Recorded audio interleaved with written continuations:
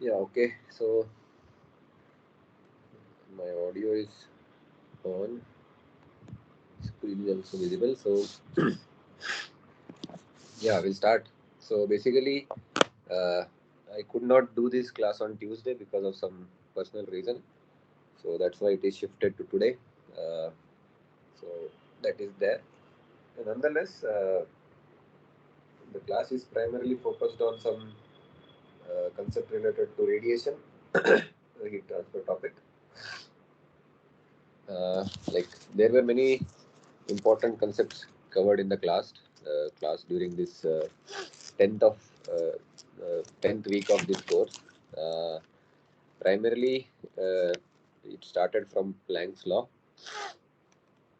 and then there is a natural corollary or from Planck's law by differentiating it and obtaining the maximum temperature, sorry, maximum wavelength for a particular temperature of a black body. Uh, that is called as Weis displacement law. That was there.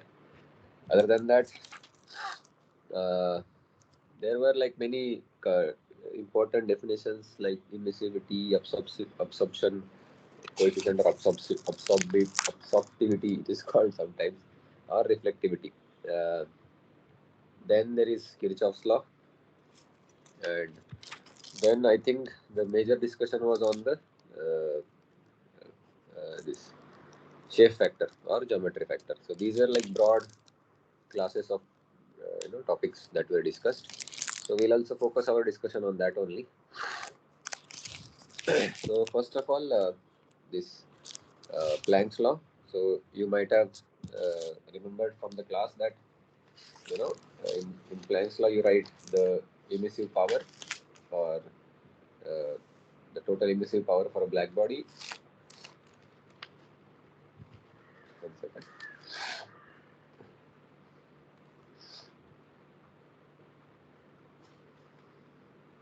So it is for a particular wavelength, and then you integrate it over the 0 to infinity for d lambda, and then you get some total emissive power. But before that, this intensity or emissive power, you can call it, is given as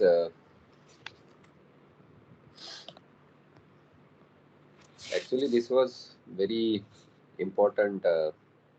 What do you say? When I was preparing for competitive exams, so the way I was taught is initially they'll give you the Planck's law statement or the derivation, which goes something like,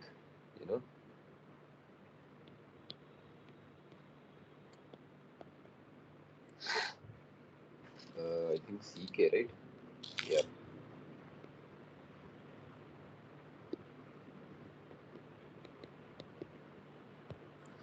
We have this total emissive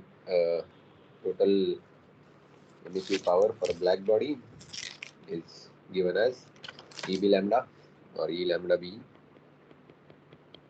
So it is a function of lambda for a black body is some constant C1 into lambda power minus 5 divided by exponential function in which you have some constant into lambda t minus 1. So I mean this is not how taught this concept. From what I've seen in other courses, they just give you Planck's law, and after that they say that there is this Wien's displacement law, and they'll just say that you differentiate Planck's law and you get the Wien's displacement law. But that's not that easy.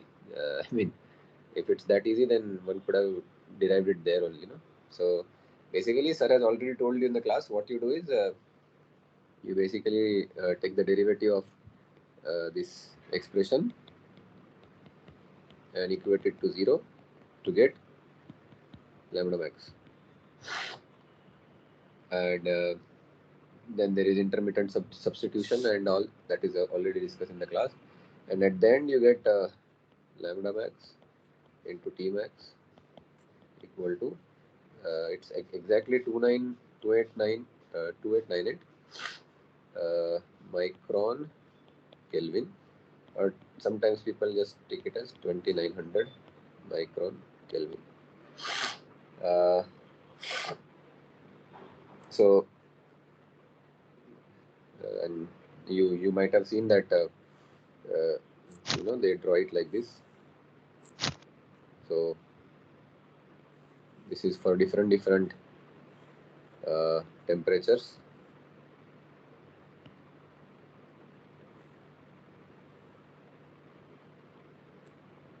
So maybe like this. So you get some linear kind of relationship, and then the Wien's displacement law says that the maxima for as the temperature increases, the maxima shifts to the left.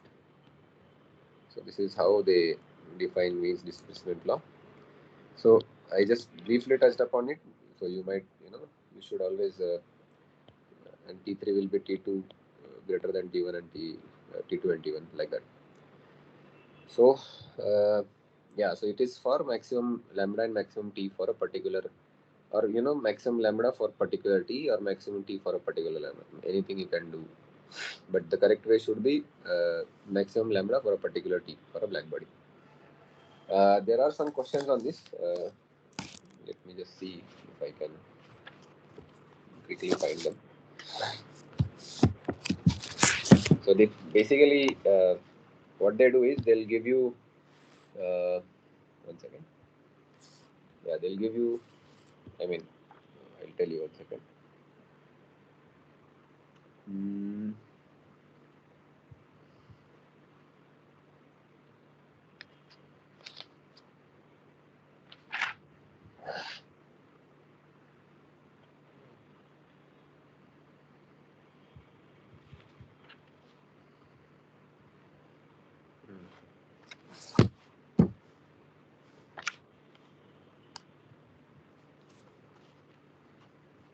Yeah. So.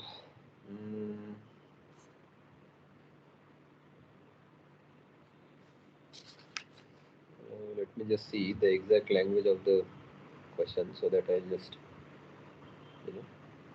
give it to you.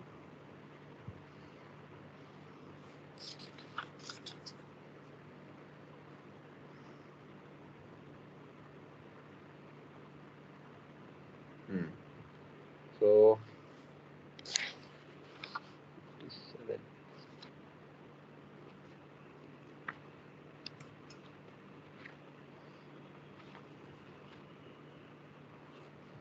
Okay, so one simple question is, if a body is at 2000 Kelvin, the wavelength at which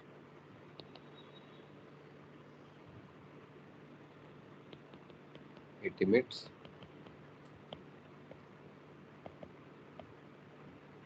maximum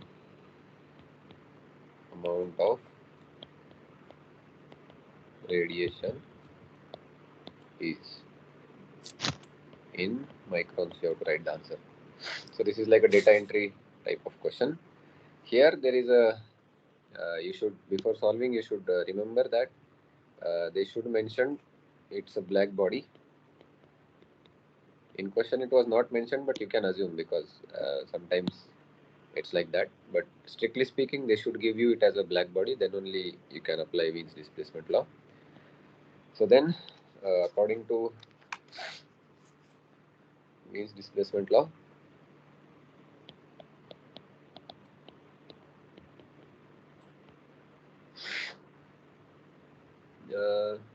is it Wi or We? 1 second. Yeah, We.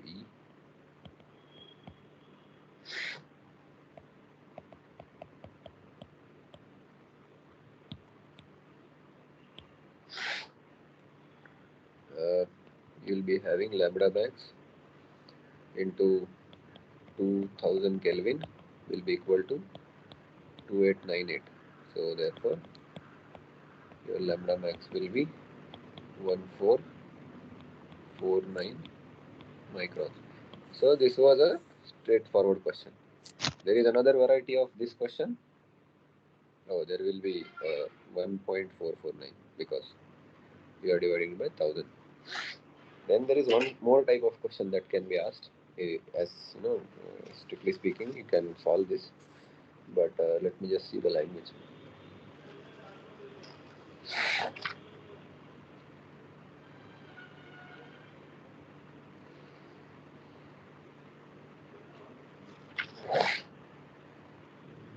Yeah. So the question is, the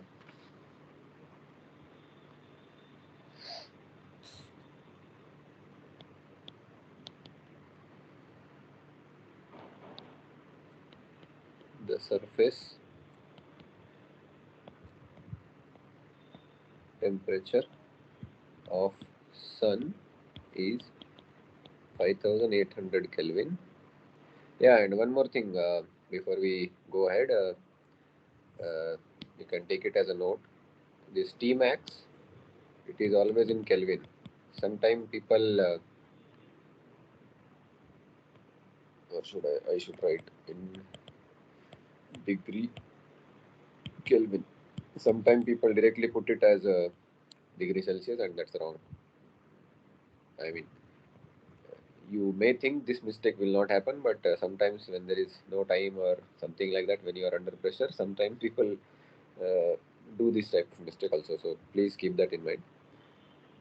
Yeah, then the question is the surface temperature of sun is 5800 Kelvin, and it emits uh, radiation at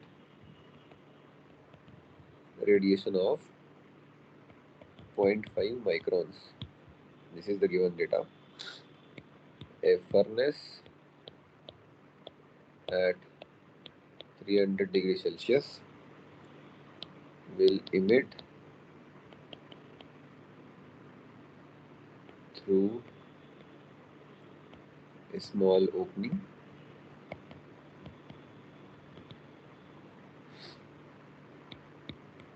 radiation at what wavelength? I mean, don't go strictly by the language of the question. It's just that uh, they want to ask you what is the wavelength. There are like 4 options, but I'm not giving them because anyway we are going to solve it. So again, here one thing you should notice is uh, first of all, sun is also considered as black body, and a furnace with small opening is also considered as a black body. So you can apply Wien's displacement law here. So here they assume that you don't know the constant, so that's why they gave the first line information. So as per Wien's displacement law, lambda max into T max is constant, right? So for sun, we have lambda is 0.5 into 10 to the power minus 6, and temperature is let's say this constant we call it as C1. Temperature is 5800 Kelvin. So if you do this calculation, you should get 2900. Okay, this is your C1, and since furnace with small opening is also considered as black body, you can write lambda max, let's say I'll call it as some bar, into temperature is 300. See, you have to be careful here. You have to convert this into degree Kelvin. That should be equal to 2900. And therefore, your lambda max for that furnace opening will be 2900 divided by 573, right? So if you do that, what do you get? 2900 divided by 573. So you'll get 5.06 microns. Let's say 61. So that is your answer.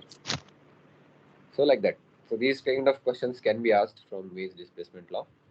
You should be aware of that. Then there was discussion on uh, reflectivity, absorptivity, transmittivity, and emissivity. So emissivity is okay. That's a different thing. But the other things, your absorptivity plus your transmittivity plus your reflectivity, they all should add up to 1. That is from your conservation of energy, first law of thermodynamics. And these are like total, total reflectivity, total uh, transmittivity, etc. And this is transmittivity is 0 for opaque surfaces. So in some questions they'll just give you that it's opaque surface, and they'll not clearly mention that the transmittivity is 0. but you should know that when the surface is opaque, it won't transmit. So what it can do is, whatever radiation is incidenting on it, it will either absorb or remaining part it will reflect. So that is there. Then there is this emissivity. So uh, what should I say? So see, the thing is, the derivation is already done in the class, but I'll just note it down here. So local emissivity, or uh, by local I mean this is like not any average or anything. It's just at a point, particular point uh, on the surface maybe. What is the emissivity? That is typically we considered it as for particular lambda wavelength. It is function of your lambda, temperature, and your angles.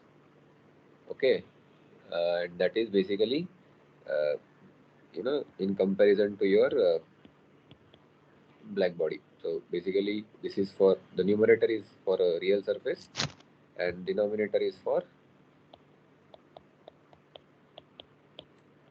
black body. So assuming that black body is also emitting at the same wavelength and same temperature. So that is how we define the local emissivity. Then what we did, uh, then from here,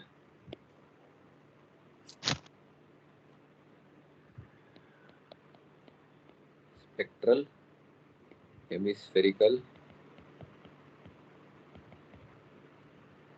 emissivity was defined. So basically what you did, you made it angle independent. So basically, sorry. So this is basically epsilon. It sometimes looks like E, but here it is epsilon. So what you basically did is you integrated it with respect to this whatever angles this we have, and then uh,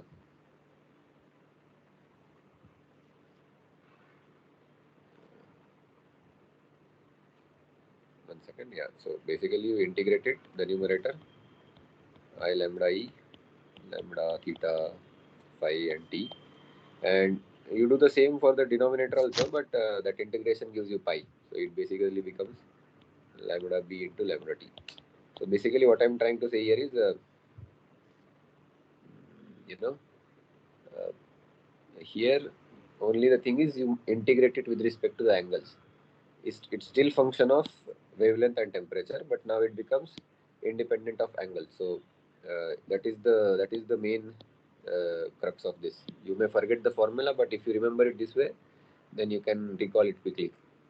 And then what they do is, finally from here they come to total emissivity.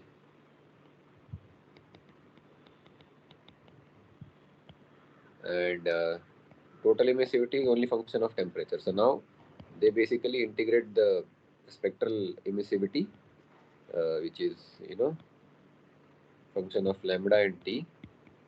Basically they integrate it with respect to, and here this sin theta cos theta will also come, because last class also we saw that because of the geometry. So this is multiplication. So basically now the total emissivity is independent of wavelength also.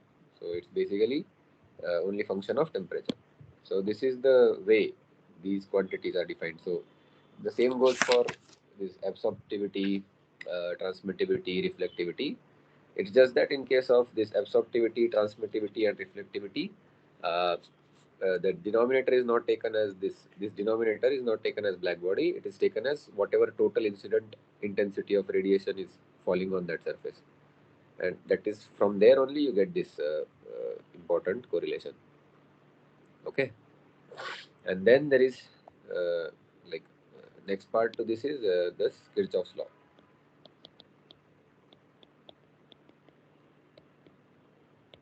So Kirchhoff's law basically, I mean, there was a detailed discussion on this in the class, but in conclusion, what you should remember is, in thermodynamic equilibrium,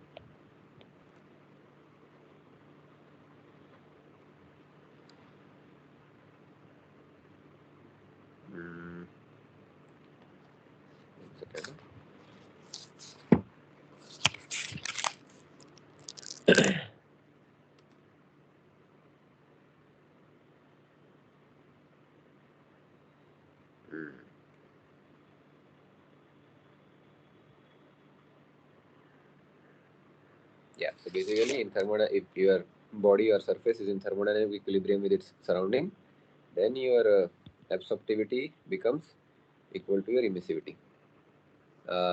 So like for black bodies, you can directly take it as total absorptivity or you know this what you call spectral absorptivity, etc.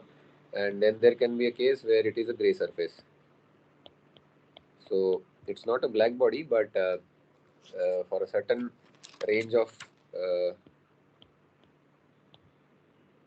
behaves like a black body for certain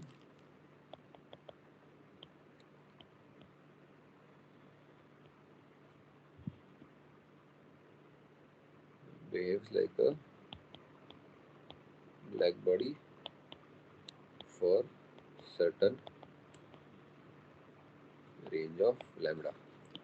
So that is what a gray surface is. It's not perfectly black, but for certain range of lambda, uh, for a given temperature, the body behaves as a black body. Nonetheless, there are two things you should be aware of in Kirchhoff's law. There should be equilibrium. There should not be any transient phenomena happening in your system, and then your absorptivity becomes equal to your uh, emissivity. So, as far as problem solving is concerned, you should remember these things. And then there is an important concept which is called as radiosity. We'll discuss more about this in next class, where you study interaction between multiple surfaces and you draw resistance networks, etc. So in this class, maybe this radiosity is just a definition. Take it as a definition. But in the next class, you'll study more. So in simple terms, radiosity is nothing but emission plus reflection. So on any surface, let's say a surface like this, uh, let's say there is some incident radiation I, and due to reflectivity of this surface, some rho into I gets reflected, and due to its own temperature, it emits some epsilon E t power 4, sigma t power 4, because this is not a black body, let's say, it's a general surface, gray surface or diffuse surface. Then in that case, your radiosity becomes reflected part of the incident radiation plus whatever the body itself emitted. So this is the definition of your radiosity. So now what happens? There are like a certain class of problems where you need to use all these three concepts. So you need to use Kirchhoff's law also. You need to find radiosity basically. To do that, you need to use Kirchhoff's law and this important governing equation. Let me take a couple of problems on that. So these are like 1 mark question in many competitive exams. I've seen that. Uh, so it looks simple, but it's sometimes confusing. Let me just get to it. Mm,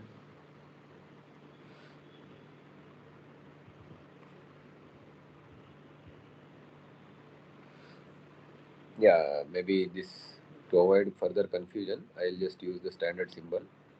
So, sorry, this G is total radiation incidenting on the body. It's just a symbol because in many books they just write it as G, and this whole thing is called as E, emissive power. Okay. Yeah. So, so there is a very standard question on this. You may have seen it, or you'll maybe see it when you study for this. But so the question is,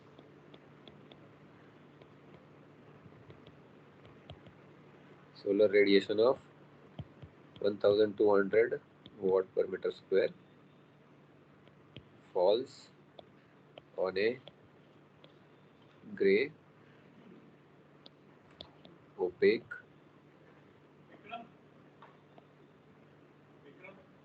surface of emissivity 0.5 if the surface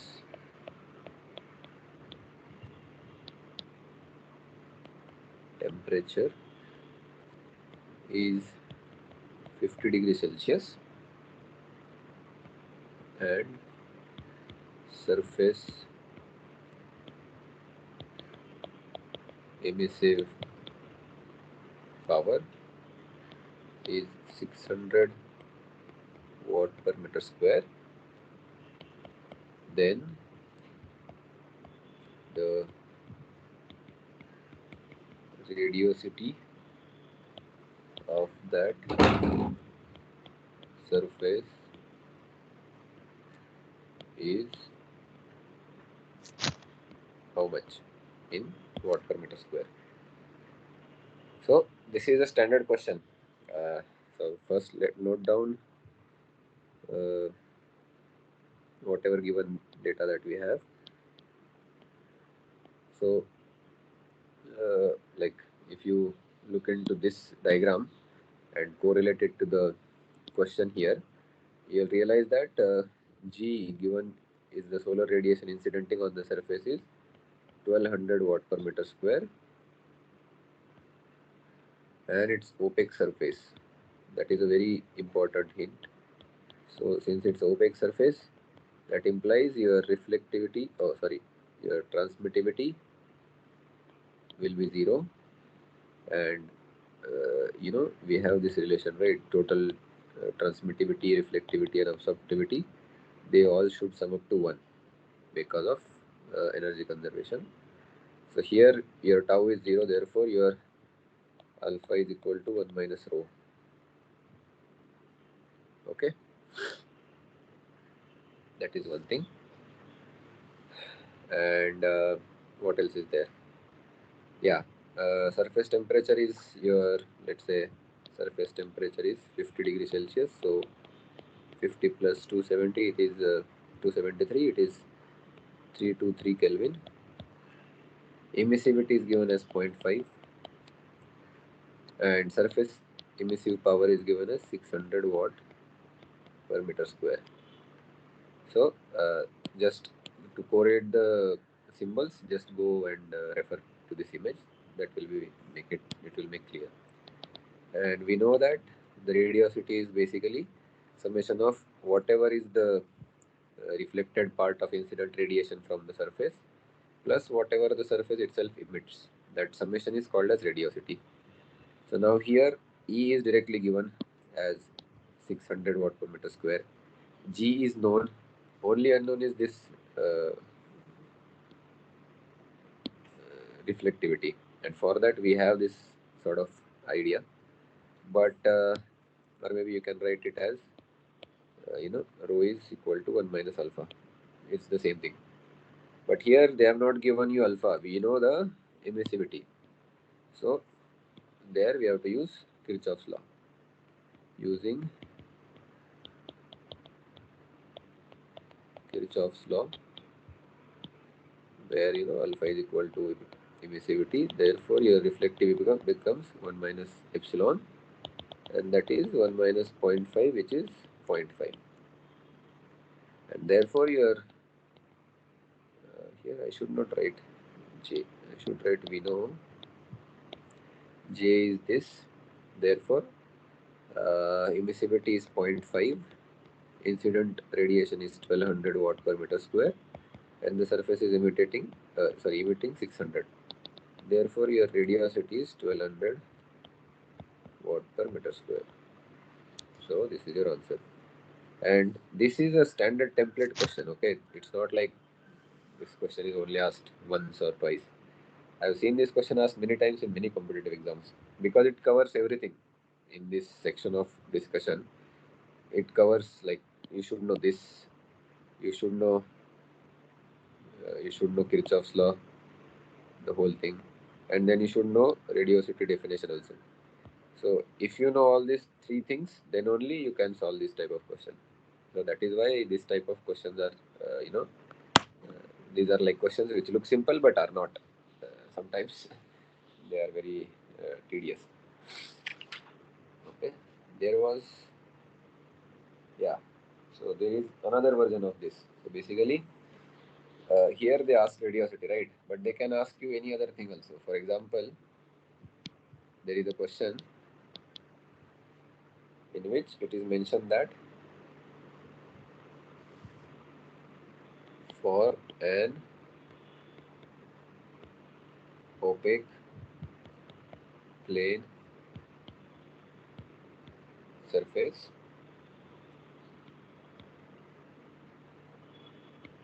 irradiation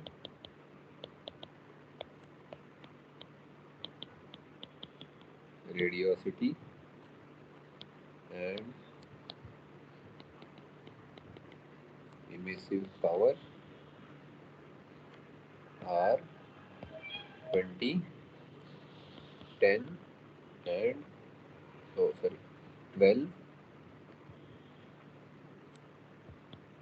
and 10 watt per meter square respectively. Then what is the emissivity of the surface? So this is a question. So it's the same thing. Here again I'll draw the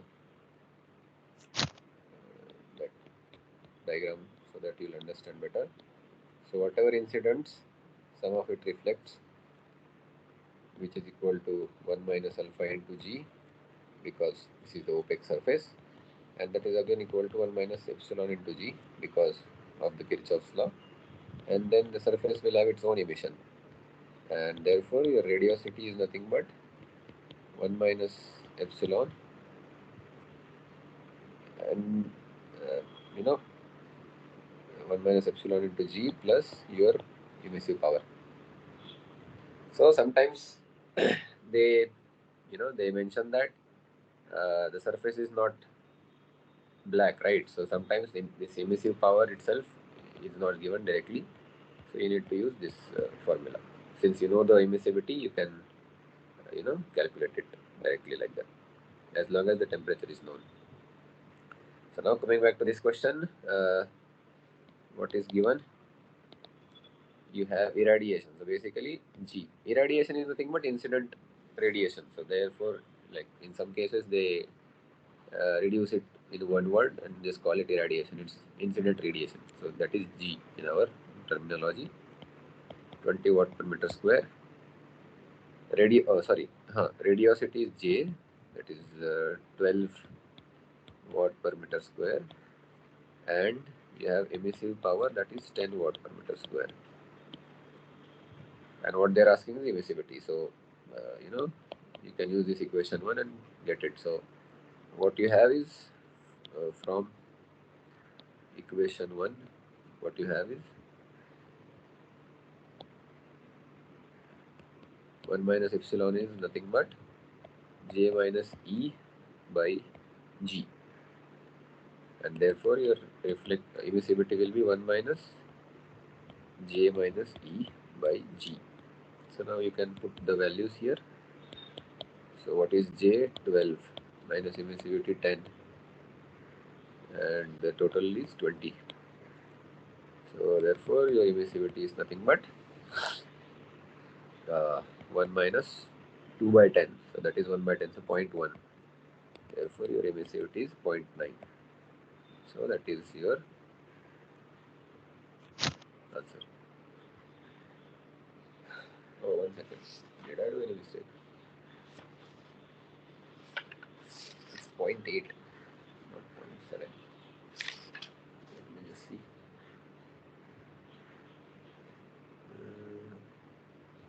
J minus E by G, 1 minus J minus E by G. J is 12, E is 10, G is 20.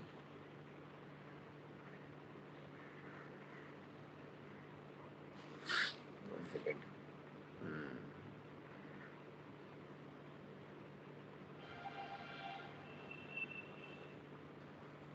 Yeah.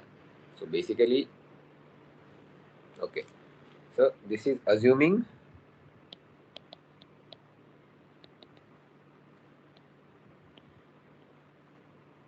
this is assuming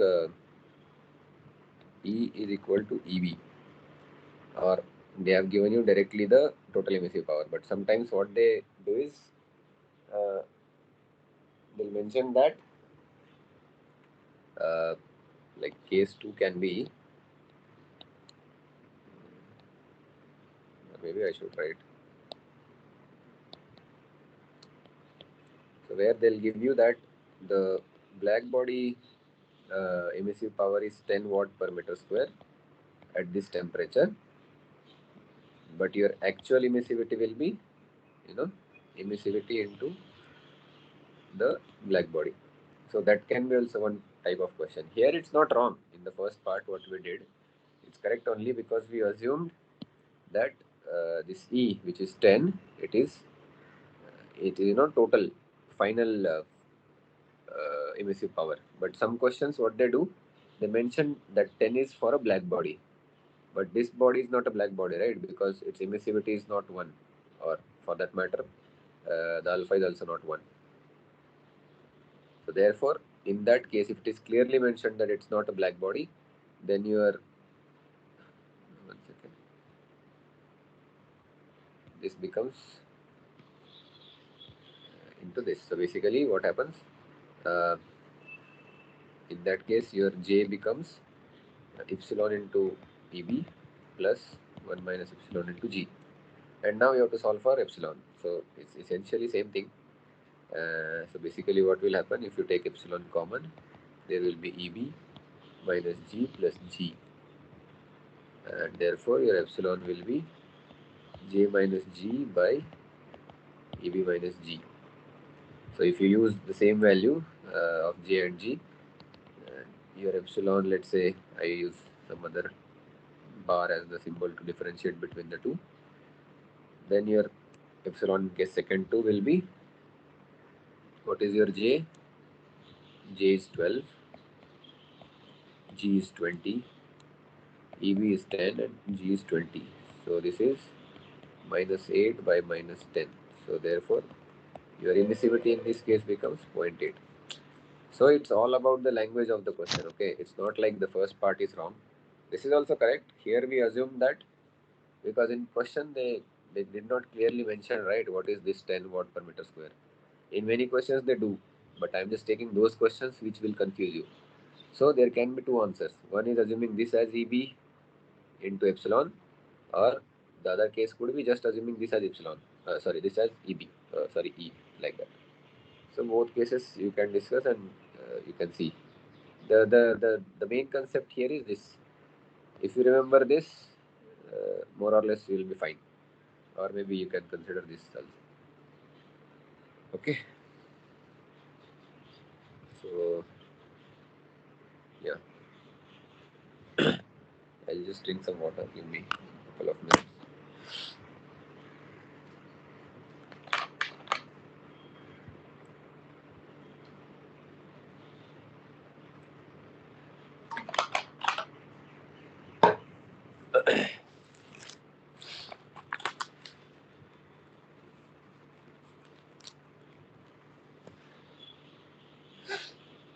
Yeah, and similar to this only, there is one more question that I came across. See, basically here we are studying only radiation, right? So we only study that part. But what happens in some exams, they mix radiation and convection, and then they'll give you a slightly different version of this problem. I'll just tell you what it is. So what happens?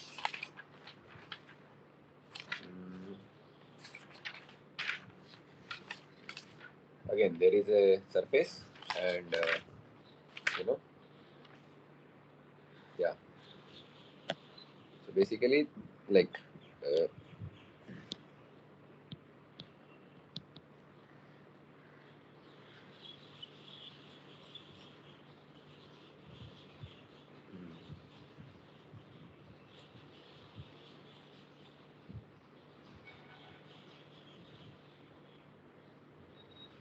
yeah. So basically, in this question, it is mentioned that there is a solar.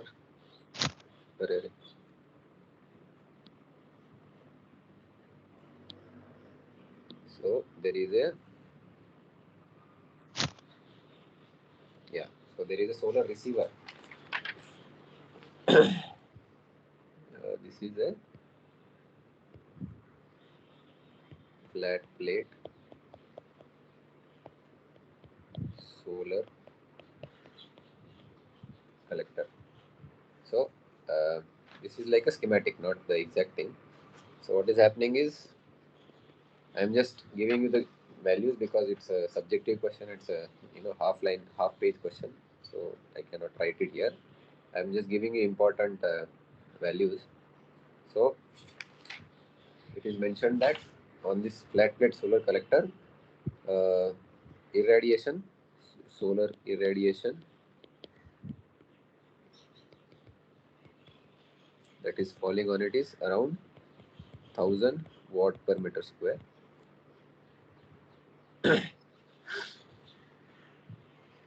Okay, and the ambient temperature under which it is operating is 27 degrees Celsius, normal ambient temperature. The surface temperature of solar collector is, let's say TS, is 130 degrees Celsius. And since it's hot and we need to extract the useful heat, there is a inlet outlet arrangement. So basically when cold fluid is passed through the collector to collect this heat and use it for some heating application. So that kind of arrangement it is. And there is a heat transfer coefficient of 10 watt per meter square is exists between top surface of collector, area of the collector, which is maybe the relevant surface area, is around 0.1, let's say 0.1 meter square.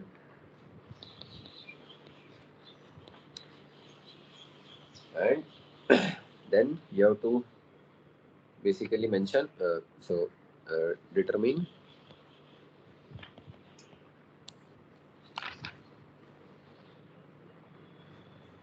useful heat removal rate from the collector, or maybe not question mark. And to solve this question, there is another like some information is also given in addition to that, which is the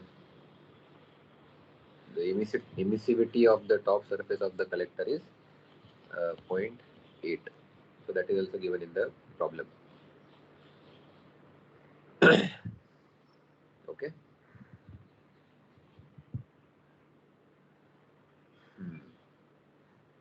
Or maybe, yeah. So this is essentially the point of this problem is nothing but it's not a purely radiation problem or not a purely convection problem. It is a combination of both. So what is happening here is basically, if you write the, if you consider the solar collector, if you consider the solar collector as your control volume, so what is happening here is essentially, let's say I'll use another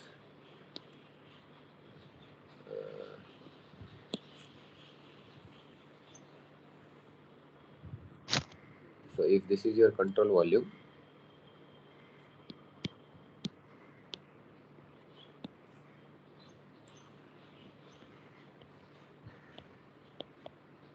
so what is happening here is the water is taking away some Q useful, or whatever is the fluid that is passing through the collector, it is removing some heat from the collector, and that is what we need to find out. And this collector is at 130 degrees Celsius and ambient is at 27 degrees Celsius. So there will be a convective heat loss, right?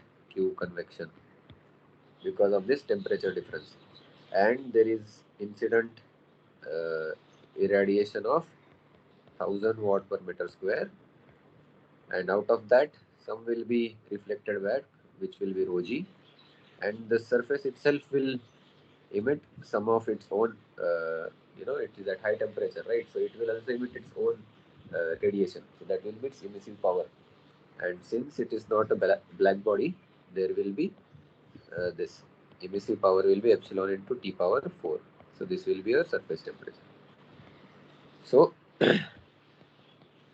from energy balance,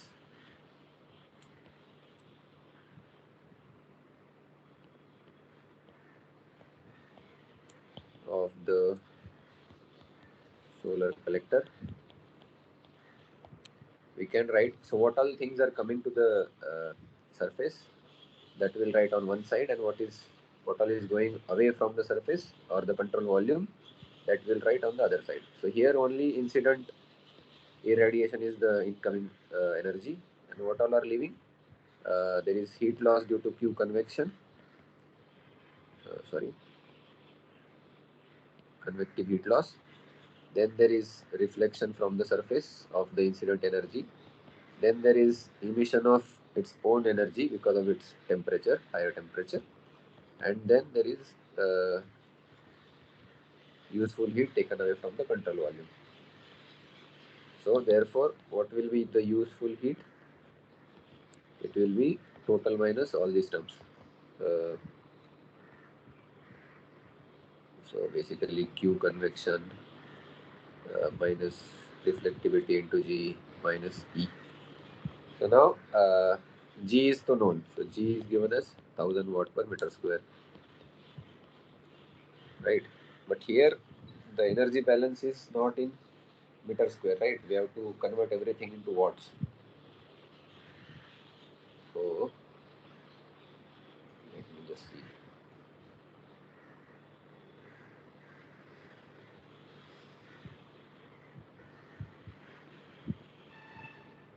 Yeah. 1 second.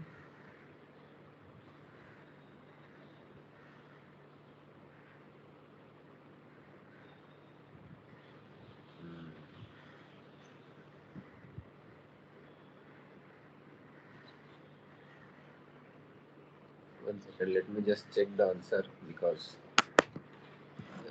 some value is looking dicey. 1 minute, I will just confirm. So 5.67 into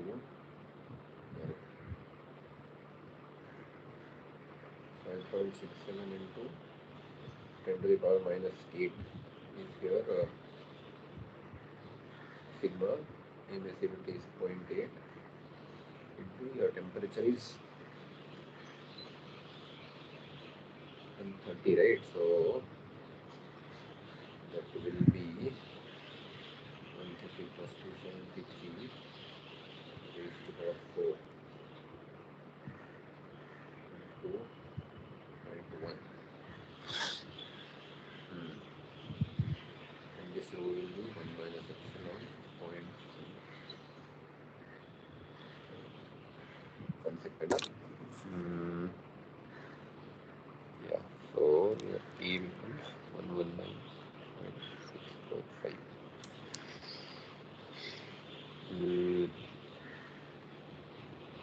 Rho is 1 minus alpha or 1 minus epsilon here. That will be 0.2. 0.8 into G.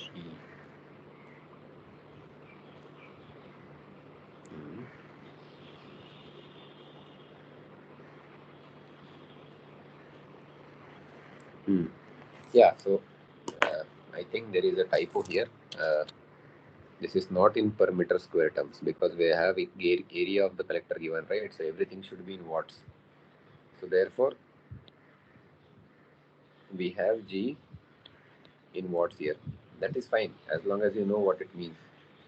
So, and what is your convective heat loss? It will be HA Ts minus T infinity, right? The H is given as 10, A is given as 0.1, and 130 minus 27. So this will be 103. So basically 103 watt is lost because of convection. And then what is your emissive power for this surface? That will be emissivity into Stephen Boltzmann's constant into Ts power 4. Here you have to take Ts in Kelvin. So 0.8 into 5.67 into 10 to the power minus 8 into 130 plus 273 whole raised to power 4.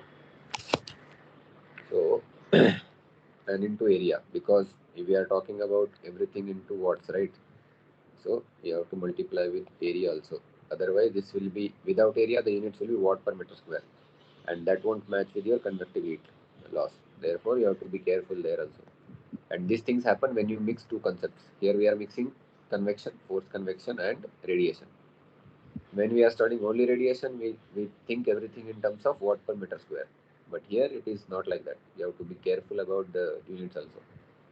So if you do all these calculations, you should end up your actual emissive power should be 119.64 watts. And what else is remaining? Now this,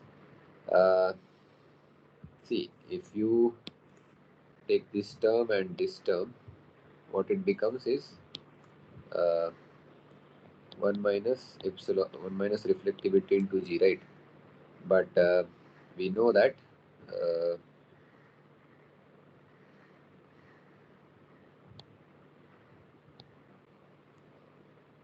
we know, see, this flat collector is assumed to be as an opaque surface. For opaque surface, like in many questions they'll not explicitly mention that it's opaque or not, but if it is not, then you have to assume certain things, then only you can solve the problem. So therefore your transmittivity is 0, and therefore your reflectivity is 1 minus alpha, which is equal to 1 minus epsilon because of the Kirchhoff's law. And because this is all a steady state condition, so basically you assume that equilibrium exists, and in that case your you know the term that is remaining, which is 1 minus rho into G, that becomes 1 minus epsilon into G. So basically it is epsilon into G. So that is epsilon is 0.8 into G is 1000. So that will be 800 watts. And therefore, what is your Q useful out from all this is nothing but 1 minus rho into G minus convective heat loss minus the energy emitted due to radiation from the body itself. So this will be 800 minus convective heat loss is 103 watts, and emissive power into area is 119.64. So if you do that, it will be 800 minus 103 minus 119.64. So that is 577.36 watt. And here the next part can be what is the efficiency of your collector. So efficiency of the collector will be how much useful heat you are able to take out from the collector, and what is the total heat or power or energy that is incidenting on the reactor or the collector. So here it will be 577.36 divided by what is the total incident, it is 1000. So basically it's 57.74% is your efficiency. So like this is a question where you mix natural convection and radiation. So like that things will change. Okay. So other than that, let me see if from this concept any other type of question can be taken or not. Yeah, sorry. So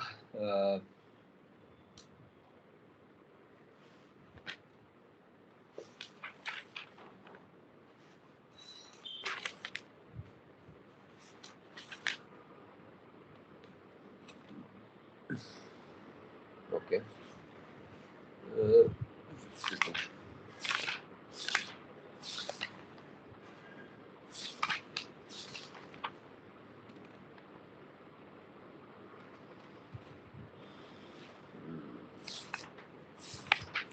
See, now I think mostly the questions that are remaining are basically of shape factor, because resistances and all we are not able to discuss now. Maybe we'll discuss them later. But let me just see if anything is. Yeah, so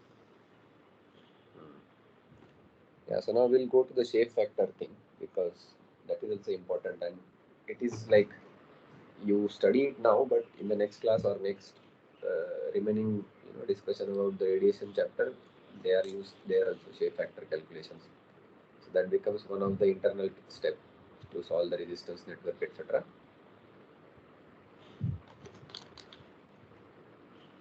So yeah, we'll focus on that now. So what is the shape factor? So basically it is a what is it? 1 second.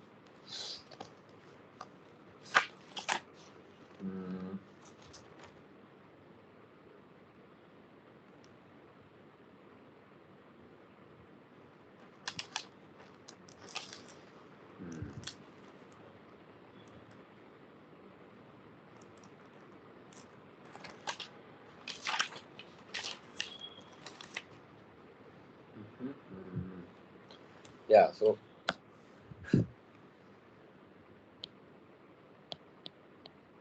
shape factor,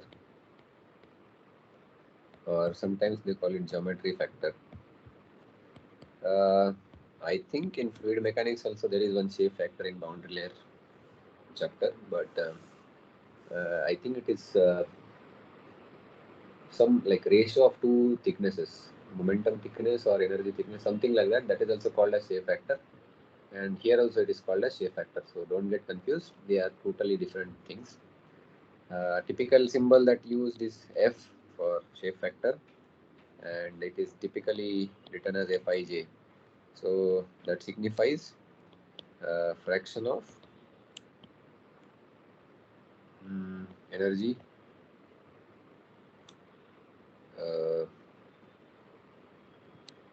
transmitted due to radiation.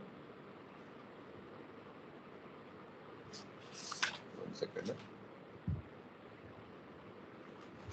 I just want to give you a simple definition, because there are like a lot of tedious definitions for it. Just let me.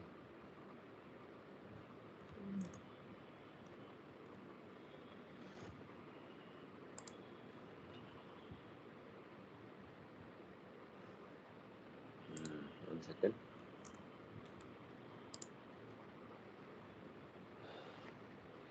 Yeah, so fraction of I should write radiation energy, let's say. Fraction of radiation energy leaving from ith surface and or that reaches to jth surface. You must have already solved many problems, so we'll not dwell more upon it. But this is like in many interviews also they ask what is shape factor, because if by chance if you mention radiation as your favorite topic, then these are the questions that are quite common. Anyway, so there are like two properties. One is called as reciprocity property, where your AI Fij is equal to Aj Fji. So we'll see what it is. And second is so this is your first property, which is called as reciprocity property, and second is summation. This comes from again first law of energy balance or first law of thermodynamics. So it is essentially your j goes from 1 to k, and if summation of your Fij will be, or yeah, I mean it should be equal to 1, where k can be, you know, basically all n surfaces. So what that means is, let's say in simple terms, example, f11 plus f12 plus f13 equal to 1. So basically here I is 1 and your j index goes from 1 to 3. So your k is basically 3. So I can eliminate here k. I can just write n. That will be simpler. So where your surfaces are n. So these two we use typically for solving the problems. So we'll take some interesting shape factor problems. So let's say first question. Okay. So there is a conical section like this, and you have a center axis. Okay, maybe this is fine.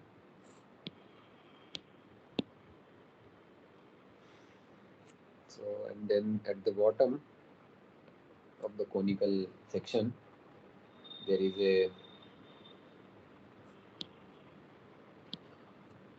circular hole. Okay, it may look like uh, elliptical, but this is a circular hole of dia d, and this dimension of the cone is capital D. This is the length of your cone, or the slant length they call it, and this is the height of the cone, which is given by h, and the cone is considered as a second surface, and the bottom hole is considered as first surface here. So there are two surfaces, and it is mentioned that determine the view factor from the conical side surface. I'll write it. The question is determine the view factor. Yeah, before going that, one more property for plane or convex surface, Fii is 0. So basically, the energy that emits, it is not, the part of that energy never comes back to it because of plane or convex nature of the surface, and therefore their shape factor with respect to itself is 0. That is also one property I forgot to mention earlier, but you can take it. Coming back to the question, now determine the view factor from conical side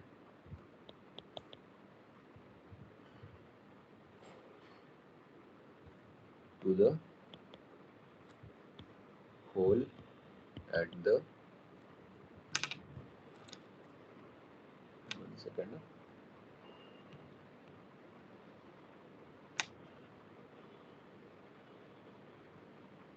yeah, from the hole at the bottom, at the center of the base.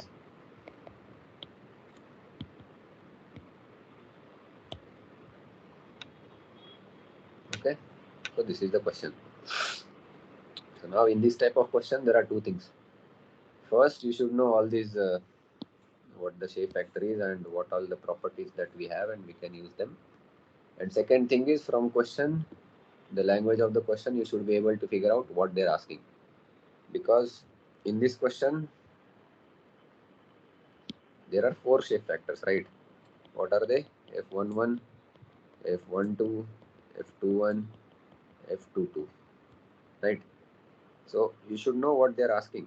Here, F11 will be 0 because whatever is, like, this is a plane hole, right? It's not a concave hole or something like that. So this will be 0. F12, so that means energy emitted from 1 going to 2, that is non-zero. F21 is also non-zero. F22 is also non-zero, right?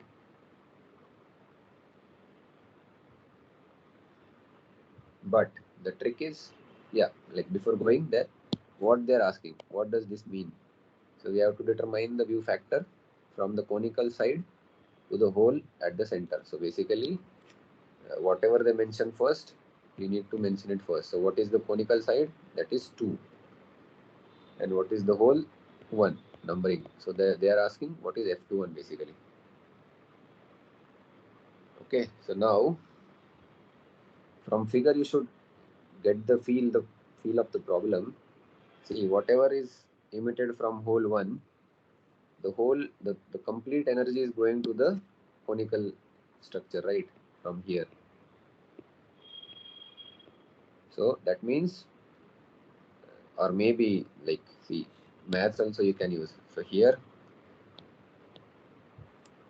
F11 is 0, right? Because the energy that is leaving the hole, it's not coming back because it's a plain hole.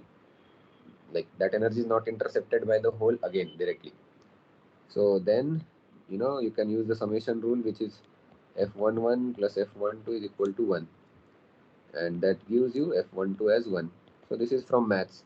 But from the physical understanding point of view, the total energy that is leaving from this hole and going to the conical section, the complete energy is intercepted by the conical section. That's why F12 is 1.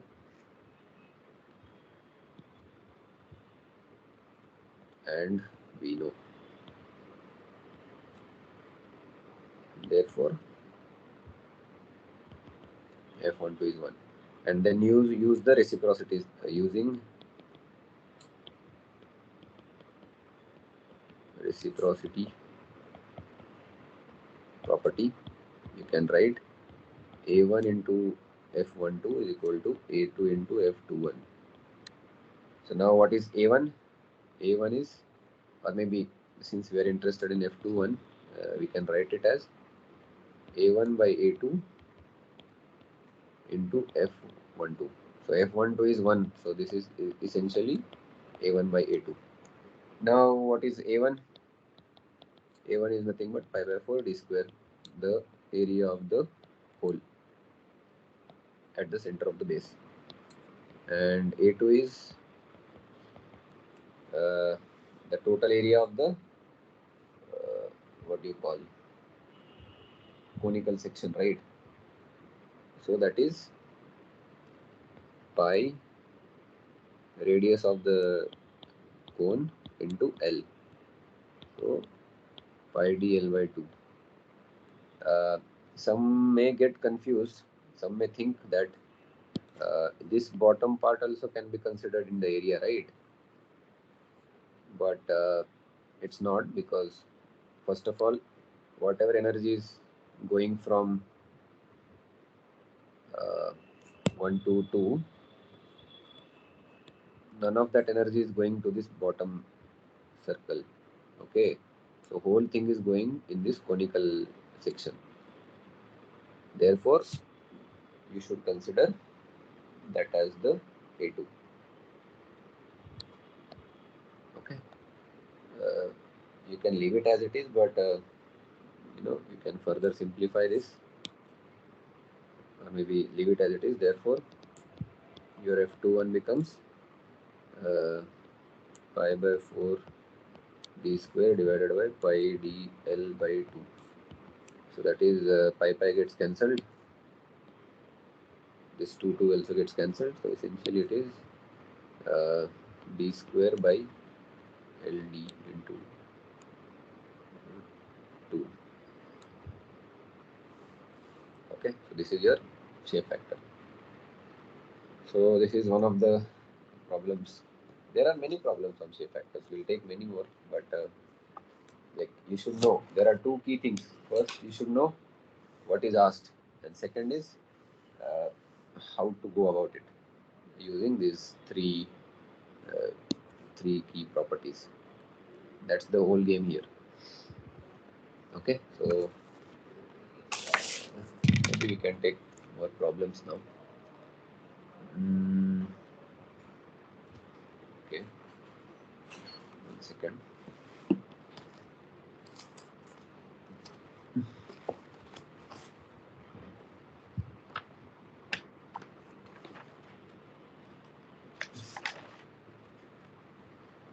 Mm, 319.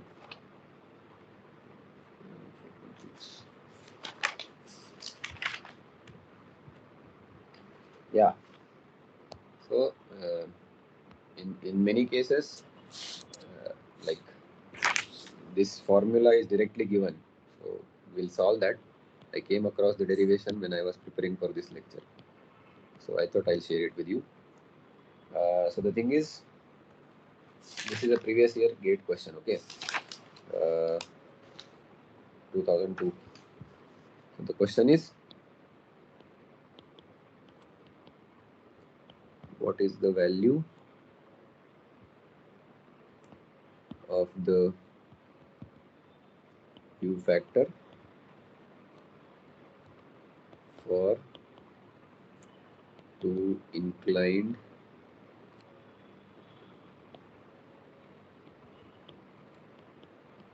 flat plates having.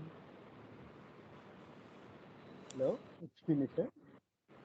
Yeah, tell me. Sir, can you look into that last problem in the assignment 11? Assignment 11. The equilateral triangle duct is given. Yeah, that also will take, but after this. There you have to use symmetry. I'll tell you, but hold on for 5-10 minutes. So where was I? What is the value of plates having common edge of equal length and angle of 2 theta. So this is a subjective question. You can consider it as like that.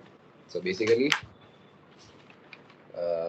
what you have to do is here, essentially you have to draw an isosceles triangle type of thing. So here there are only two flat plates. Okay, and they are of equal length. So like that. So let's say this is flat plate 1, 2, and the angle between them is 2 theta. Let's say their length is A, or maybe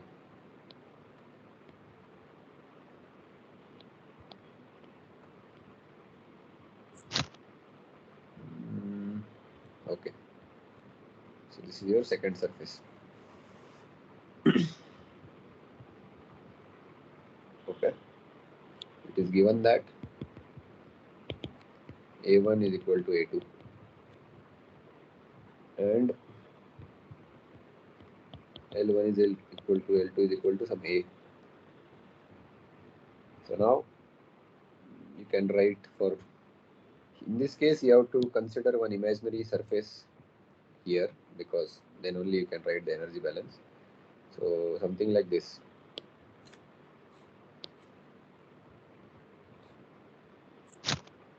Some surface, third surface here. This is an imaginary surface. There is no wrong thing in doing that, as long as you follow all the physics. So now you can write the summation and all. So basically from the figure itself you can get the idea that F11 will be 0 because it's a flat plate. F22 will also be equal to 0 and F33 will also be equal to 0 because these are all plane surfaces. There is no curvature and anything like that for them. This looks weird, so I just rewrite it. Yeah, maybe. So other than that, what we are interested in. So in this question, what they are asking is view factor for two inclined flat plates having common edge. So here maybe they are asking for F12 or F21. Doesn't matter because it's a symmetry, right? These both plates are symmetrical. They have same length and like that. So we are interested in F12, let's say. Then what you do, you write from summation property F11 plus F12 plus F13 is equal to 1. But F11 is 0. So F12 plus F13 is 1. This is your first equation. And similarly, you can write other two, right? Similarly, what you can write? F23 plus F... this will be for second, right? So F21 plus F23 equal to 1. And F13 plus... Sorry. F31 plus 32 Sir, equal what to is the 1. common edge here, sir? See, here in the problem, they only mentioned two uh, two plates. But see, Two essentially, inclined plates. yeah, so inclined Two plates, that means inclined plates having common edge. Where is the common edge here? the common edge is inside the plane of this paper. So this is a 2D diagram, right? So the common edge is, maybe I can highlight. So the common edge will be here, but inside the plane of the paper. That's why it's not visible here. Okay, Where? here. Are you seeing the glowing red part? That is a common corner only. Common edge. It's a Inside. yeah, yeah. Perpendicular to this board. So in the plane of the paper, basically. So that's why Ah, in 2D it is a point. It will be a line in 3D. okay. Okay. So Okay. yeah. So then you have these equations. Now the question is what to do about it. So here, mm, you have to use one trick, which is, see, these two plates are having equal length, and everything is same about them. So there is a symmetry here. So whatever energy will be emitted by plate 2, same energy will be emitted by plate 1, right? And both of them will be reaching plate 3. So that is the trick here, and that is the trick for your triangular question also. Uh, Maybe I'll discuss that next. So by symmetry, you can write F31. So energy, one second.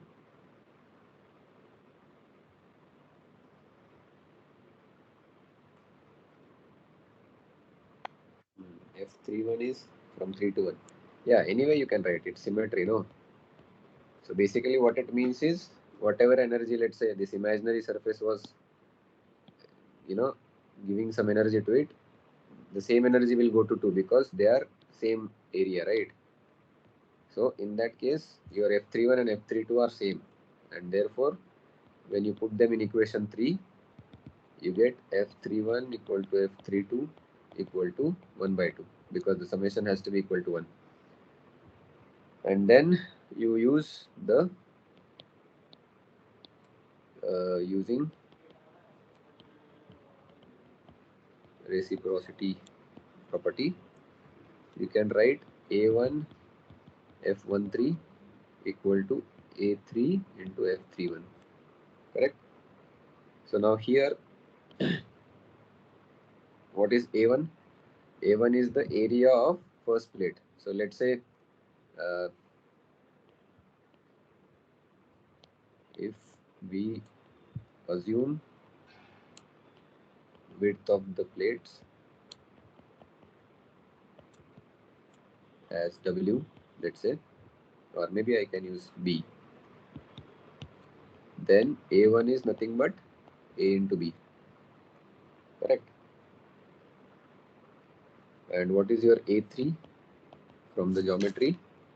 You have to use the property of what you say,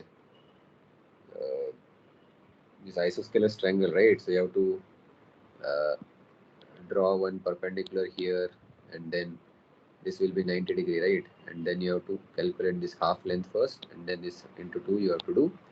So what you get essentially is 2 times of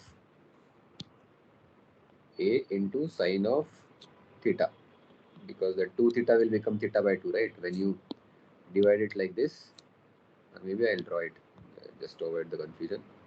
So basically, you have a half rectangular right angle triangle. Sorry, here it is theta, here it is A, and this is your what do you say? Some x by 2. So total length will be 2x into 2x by 2, basically x. So therefore, what you say, sine theta is x by 2 by a. Therefore, your x will be 2a sine theta. That's what we wrote here, right? I hope you are getting. And then there will be b because it's area. So length into area. So therefore, your f31 is f31 is half that we derived earlier. F13 is a3 f31 by a1. So that is 2a sine theta b into 1 by 2 divided by a1 is ab. So bb gets cancelled because that's common to them. AA also gets cancelled, and this half also gets cancelled. So what you are end up with is sine theta. Okay. So now the question is, we are interested in either f12 or f21. So we can use equation number 1.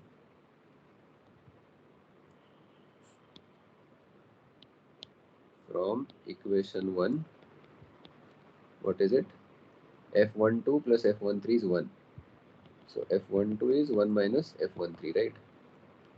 And therefore your f12 is 1 minus sine theta. So in many books you will find this as directly the formula, but derivation is difficult to get. I came across it, so I thought I'll share it. So whenever there are two equal plates with common edge, something like this, and if they have angle of 2 theta in between them, the shape factor of what do you say? The shape factor of or shape factor f12 or f21 will be equal to this thing. What do you say? Sine theta, which will be theta is the half of the angle between the two plates. So that is that. Yeah, then your question was assignment number 11, right? The last question, the triangle one or fifth one? Which one? It's a triangular one. Yeah, there also you have to use symmetry only. So the thing is, see, in case of triangle, what happens? All shape factors, if it is an equilateral triangle, these all shape factors become half, because let's say, I saw this question also some time back. Maybe I'll just see where it was.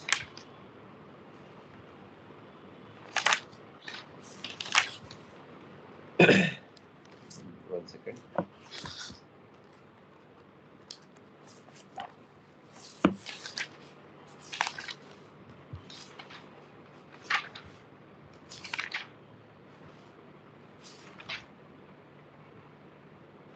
Yeah, anyway, I'm not able to find it, but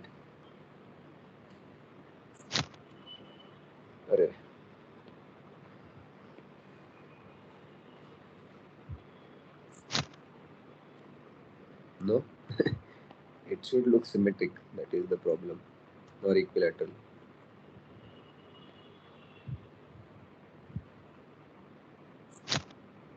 maybe this is equilateral, or assume it looks like that. So here, if you have 1, 2, 3 surfaces, so what happens? The energy emitted from this surface and going to 2 and 3, that will be same because of the symmetry, because these all sides are of equal length, right? So therefore, what happens here is energy going from 1 to 2 will be equal to energy going from 1 to 3. Similarly, energy going from 2 to 3 will be equal to energy going from 2 to 1. Therefore, you will have It was mentioned for 1000 Kelvin, 2 for 700 Kelvin.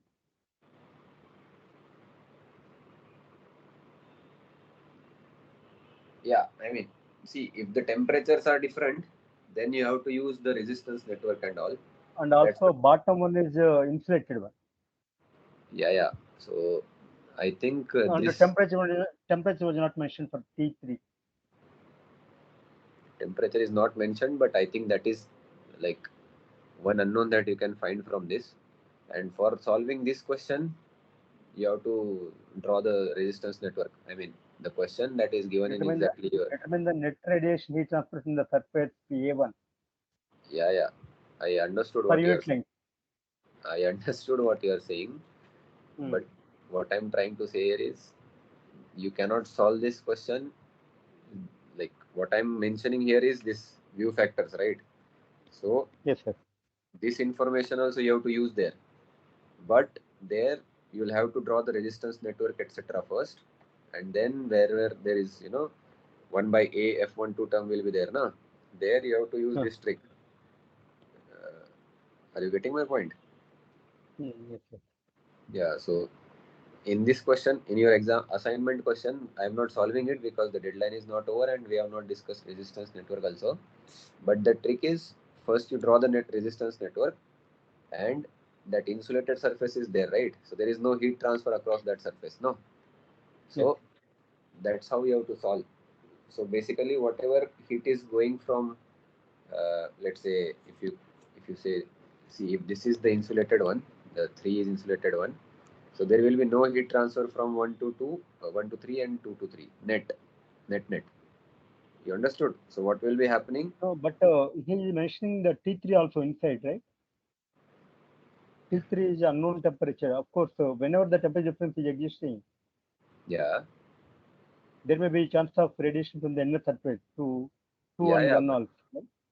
but what I'm saying is there will be no net heat transfer, no net, because it's insulated, right? That is at bottom. So when bottom is insulated, what does it mean? Insulation means there is no heat transfer across that boundary. So Okay. what will happen in reality is, maybe which is the, see, the one is at 1000 Kelvin and two is at 700 Kelvin, right? Yes, sir. So Yes, sir. what will be happening? There will be heat transfer from 1 to 3, and then there will be heat transfer from 3 to 2, so that there is no net heat transfer across 3. Okay. You understood my point? But from 2 to 3 also some heat will be transferred, right?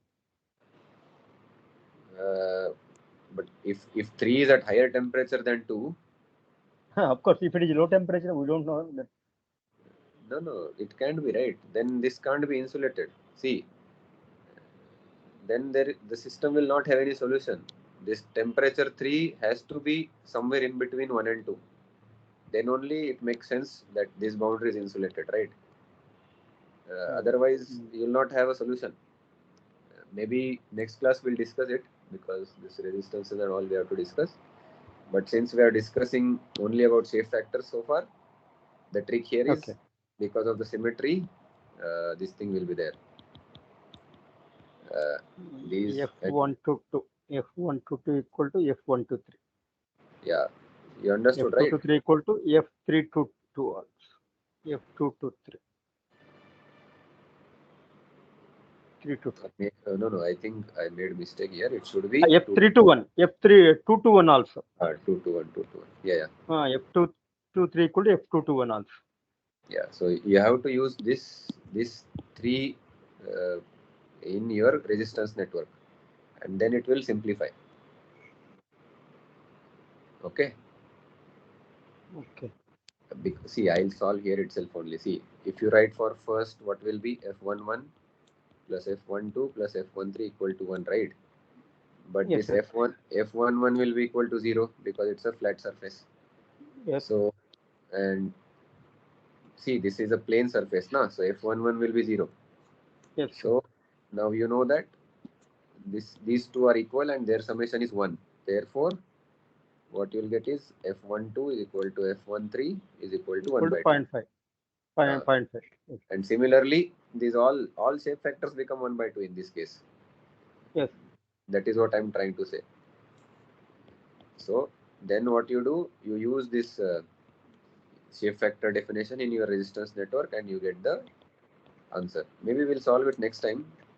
This is, if we solve it now, then what will we do in the next class? Anyway, uh, so I hope you understood what I'm trying to say here. Yes. Understood. Okay, so it's 35. We have 10 more minutes. Maybe we'll take one more shape factor problem and we'll close for today. Okay. There is a good problem here that I wanted to take. 1 second. Yeah, so see, I'm not taking the usual ones because you know, right? You have to use these things, and basically these three things you have to use, three properties, and you'll get the answer. But I just want to take something which is thoda different. So in that spirit, let's take the final problem. This is previous year gate question 2015. A solid sphere 1 of radius r is placed inside a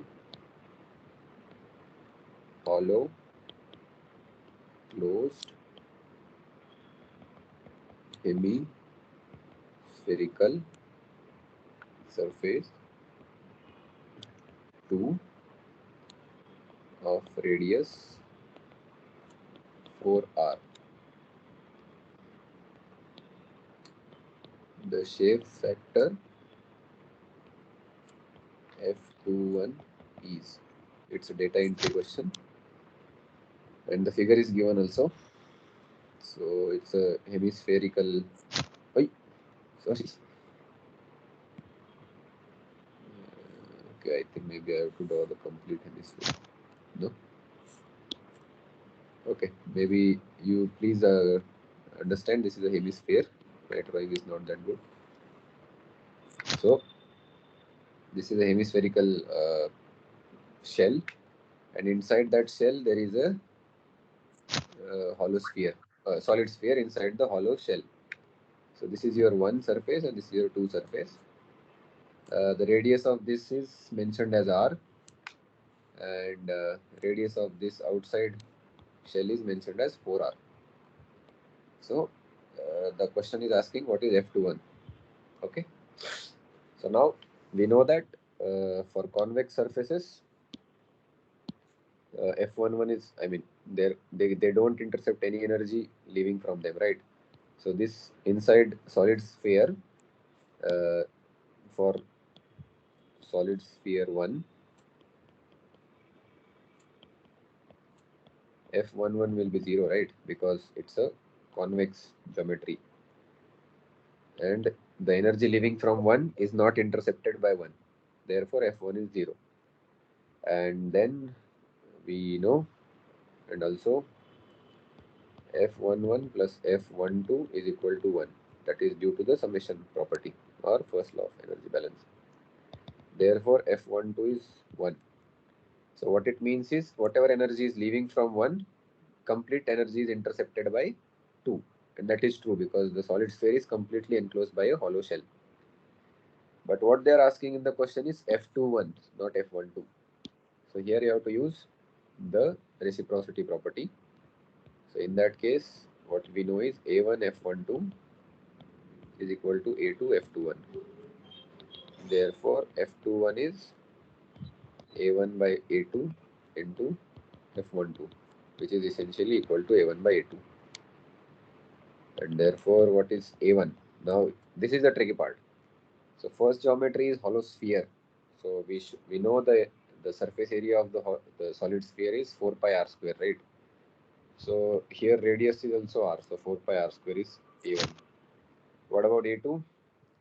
A2 is hemispherical. This part is hemispherical, and this part is a flat circle. We are watching it in 2D, therefore it looks like a line, but it's a circle. And for a sphere, the total surface area is 4 pi r square. So for a hemisphere, it will be 2 pi r square. So 2 pi r. Now what is the r for this? It is 4r square. That is the hemispherical part. And the circular disc at the bottom is pi by 4 into d square. What is the diameter? It is 8r square. So many people committed mistake here. They just took it as 8r, this value. So if you do this pi gets cancelled.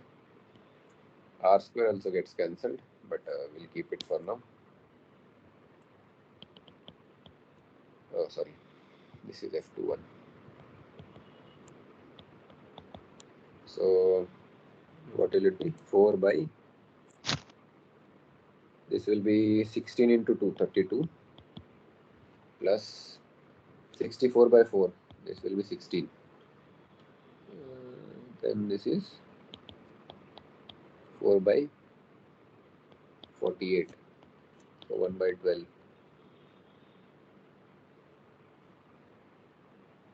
Yeah, so therefore F21 is, what is 1 by 12?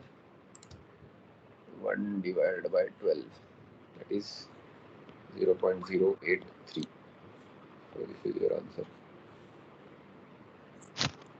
Yeah, so as I mentioned, the trick here is this is not a straight line, it's a disk.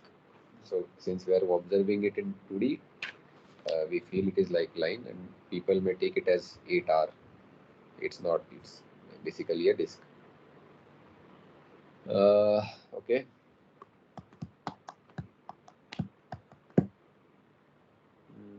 One more question we can take.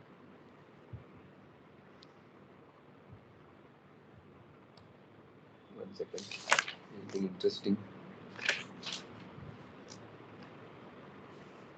Okay, so we'll take this question and we'll stop. So there is a Mohan వచ్చాడు హైదరాబాద్ నుంచి నూరి ఉంటాడు ఆడు ఆకు శ్రేణి దగ్గరికి రా అన్నాడు వెళ్తున్నా ఇప్పుడు కాశీగాడి yeah, so there is an infinitely long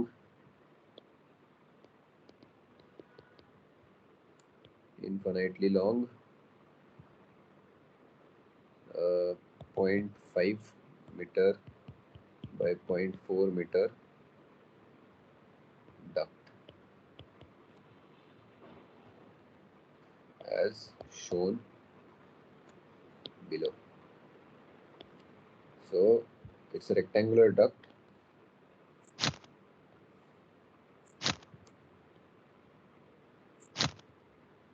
Okay.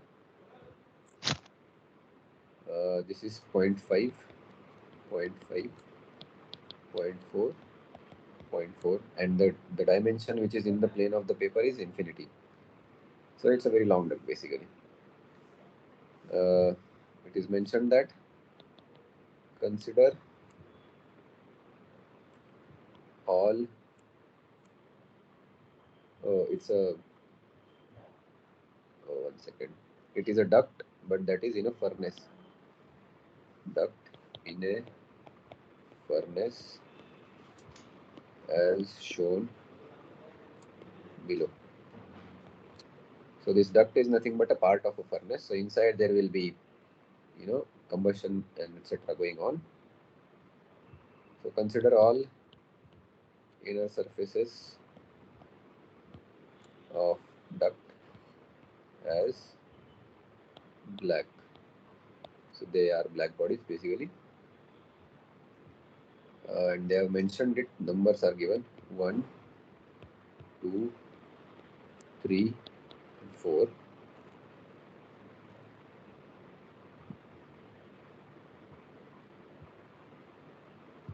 and T1 is given as, or maybe I should write it there only, that will be better. So T1 is given as 927 degrees Celsius.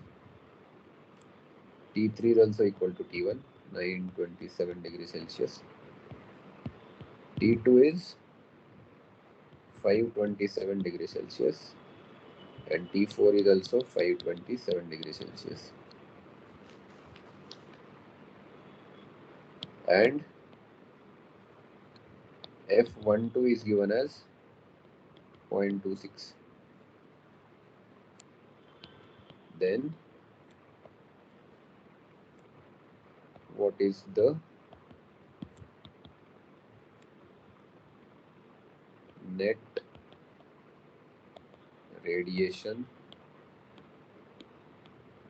heat loss or gain on side 1? This is the question. So first of all, since we are solving radiation questions, everything should be in Kelvin. So we'll do that. Sometimes people make mistake here also because they don't convert every temperature in Kelvin. If you take it in degree Celsius, the answer will be definitely wrong. So this becomes 800 Kelvin. This is also 800 Kelvin. This will be 1200 Kelvin, same as 1200 Kelvin. So basically, maybe I can copy it so that, or maybe I should keep it as it. So now this is the given thing. So here, before solving all the F1, F11, F12, etc., one thing you should notice here is, see, this 1 and 3 are at same temperature, and 2 and 4 are at same temperature. So there will be no heat transfer between 2 and 4, and there will be no heat transfer between 1 and 3, right? Because they are at same temperature. So there will be only heat transfer from 1 to 2 and 1 to 4. Similarly, there will be heat transfer from 3 to 4 and 3 to 2. And since the temperatures are same, and temperatures of higher temperatures are also same, from here itself you can tell that equal amount of heat will go from 1 to 2 and 1 to 4, and also equal amount of heat will go from 3 to 2 and 3 to 4. This is due to symmetry. So even before writing any question or any equation, you should understand the problem and go about it. That way you will be solving it easily and quickly also. Since 1 and 2 are at 1200 Kelvin, and 1 and 3 are at 1200 Kelvin, and 2 and 4 are at 800 Kelvin, there won't be any heat transfer from 1 to 3 and from 2 to 4, because there is no temperature difference. And in that case,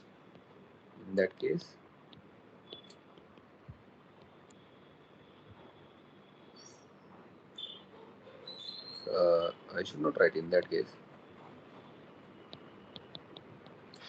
Also, due to symmetry,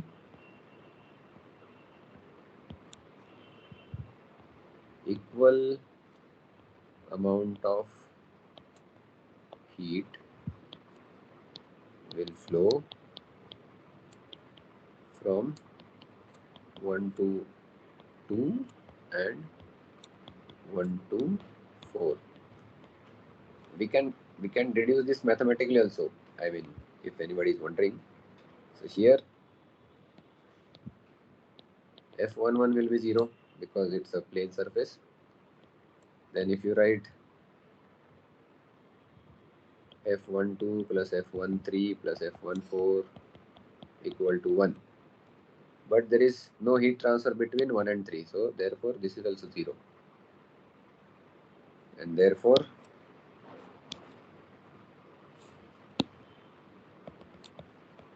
F12 F12 plus F14 is equal to 1. Now it's a symmetric thing, right? So what should I say? A1 F12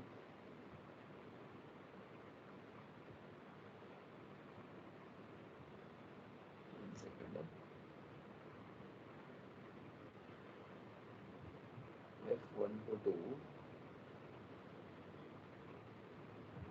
and F14, they should be same.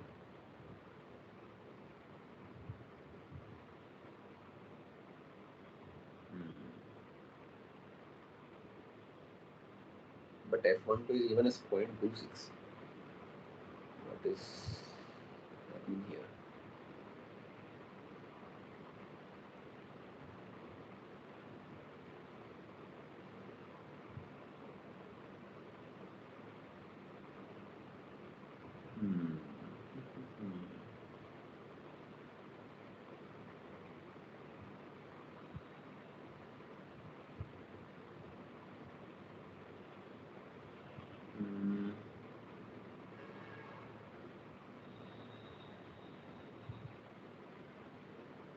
Yeah, I think you cannot take F12.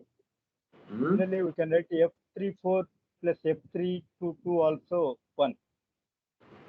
Right? F34 plus F32 is also equal to 1. Yeah, it should be right. So, but see, we are interested in this question that what is happening on side 1. Na? What is the net radiation heat loss or gain on side 1?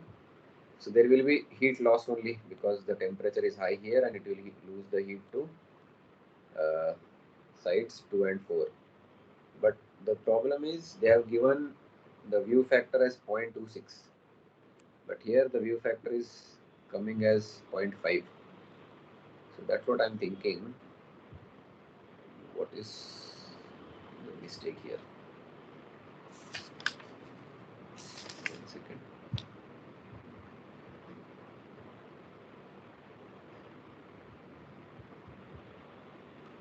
Maybe I think this is the question where you need to draw the resistance network and then solve it.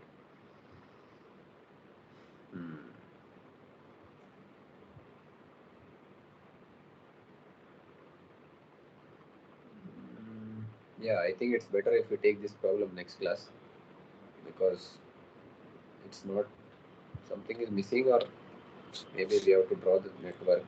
But if it is forcefully given F12 equal to 0.26, we may calculate F14 as 0.76, maybe 74, right? Yeah, if in exam it happens like that, you have to take this value, which is 0.26. So, reality it may not be so correct, but as per the data, we need to consider like that one. Yeah. So, like if this question comes in exam, you have to take this value because it is clearly F14 mentioned. as 0.74. No. Yeah. So, see, if you take F14 greater than F12, that means 26% of energy is going from 1 to 2 and 74% energy is going from 1 to 4.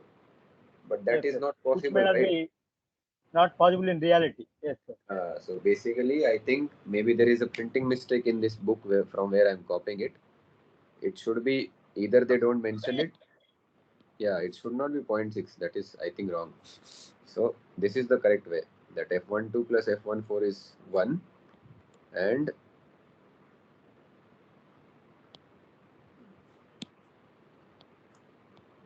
F12 must be equal to 0.5. Yeah, otherwise, I don't know. I mean, even if you draw resistance network, these are all black bodies. So only that shift factor 1 by F1 AV resistance will come, and still there also it doesn't make any sense. So I think there is a printing mistake. So therefore ignore the old value. You should get F12 and F14 as 0.5. Then the main thing that is asked, what is the net heat loss or gain? So there will be net heat loss. Heat gain. No. The side one is at 1200 Kelvin and other two sides are at 800 Kelvin, right? So heat will flow. Okay. I see. Yeah, so there is Heat loss. net Net heat heat loss loss.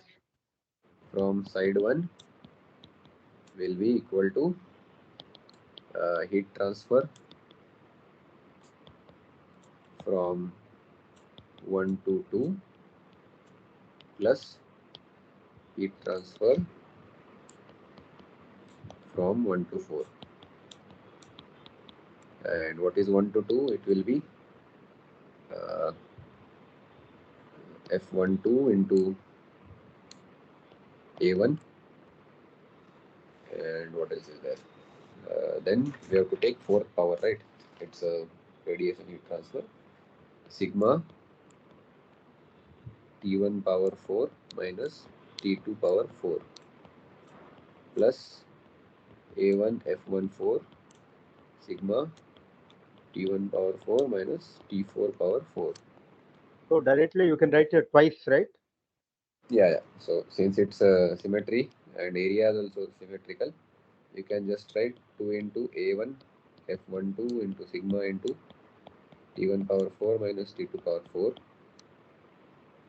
So we'll just put the values. See, area we don't know, so we'll assume per unit length. So A1, what is A1 length? It is 0.5 meter. 0.5 into shape factor is half. This is 5.67 into 10 to the power minus 8. 1200 Kelvin raised to 4 minus 800 Kelvin raised to 4. This will be watt per meter. So if we do that, let me just give you the answer.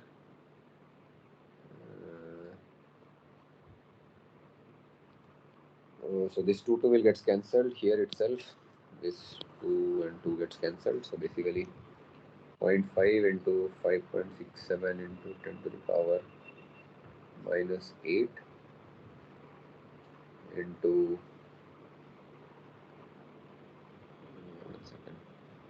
1200 Kelvin power 4 minus 800 Kelvin power 4. 47.174. Yes. So the answer is 47.174 kilowatts per meter. yes, 47.174 kilowatt per meter. Kilowatts per meter. Yeah. So this is your answer. Okay. So yeah, I think we are our time is up. So we'll stop for today, and maybe next class this resistance network, etc. There are many good questions also. We'll discuss next time. Radiation shields, etc. Okay. Then yeah, thank you for joining, and see you next time. Okay. Thank you.